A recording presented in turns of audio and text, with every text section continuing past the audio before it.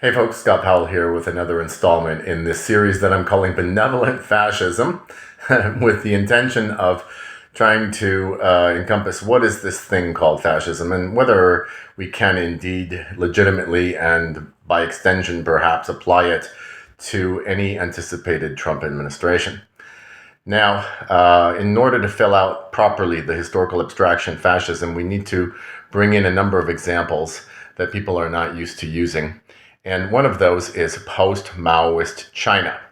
Now, working with this example allows us to bring in a really important identification concerning fascist societies, not merely fascist governments, but the societies that exhibit a fascist social contract. And post-Maoist China certainly does. So it has to do with what I call a post framework. So a society that finds itself in a post framework, including, in my view, America, which is becoming post-Americanistic. In order to understand that, you got to read your History of Tomorrow. In order to understand what a post framework is, you have to realize there's social contracts are typically long-lived, and they are, of course, they represent a prevalent form of association within a society.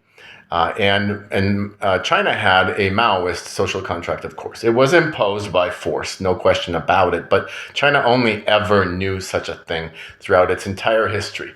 In fact, benevolent despotism is the permanent form of social contract theory embodied by all forms of Chinese government from the very beginning. If you read the history of now, I'll take you all the way back to circa 2200 BC and the transference of the monarchy from Shun to Yu. These are two semi-legendary emperors, and how exactly that created this archetype, if you will, how Confucius discussed this and promulgated it, and how it was embodied throughout all of Chinese history.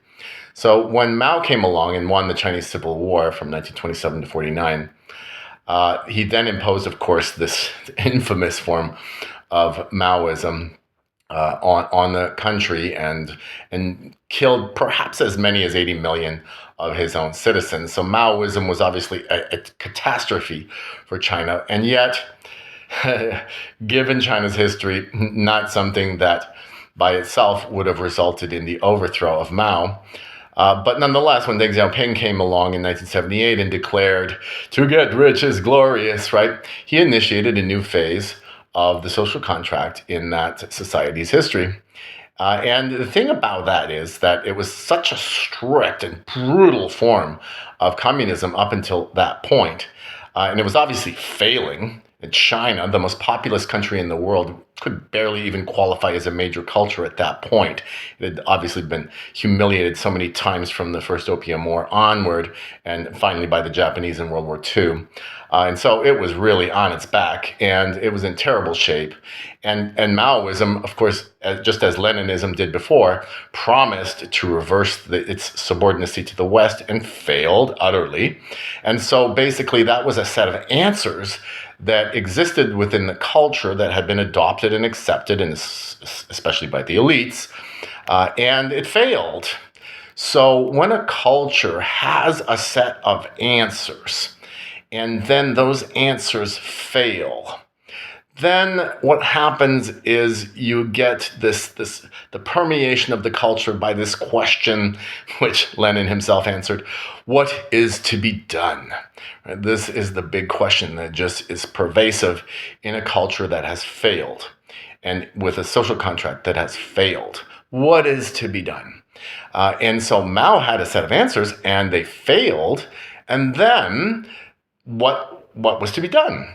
Well, the strange thing about post-Maoism, in other words, this slightly modified form of Maoism, is the way that it's a hybridized system, which clearly is not ideologically Leninist anymore, ideologically communist in any sense, because it involves forms of economic freedom that in some ways exceed those that are to be found in Western cultures.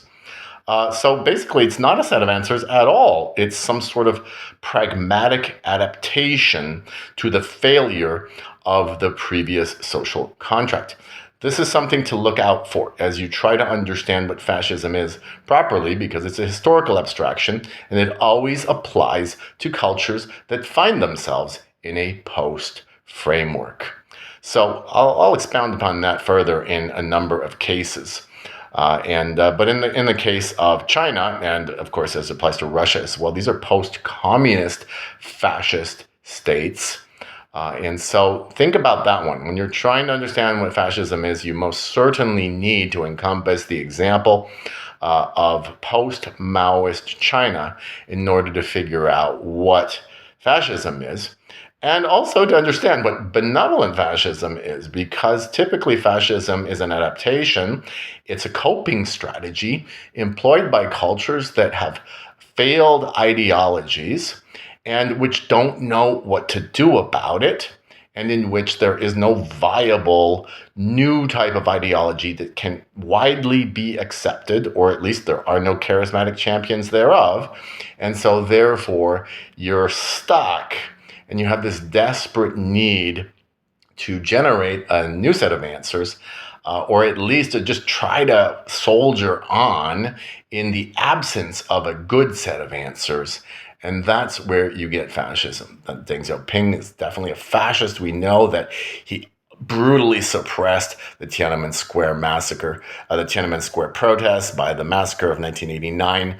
It's clear that Xi Jinping is an utter fascist, right? And so what he's doing with Hong Kong and what he's doing with any other dissident community with China, there's absolutely no right to protest. There is no right to diverge from the party line, even though that party line is just absolutely the feature that's something that's defined exclusively by the leadership and has no ideological basis whatsoever. So that's what you're looking for when you're trying to understand this historical abstraction, fascism. Post-Maoist China should be one of the examples that you work with in order to really fill that out for yourself. Okay, see you next time.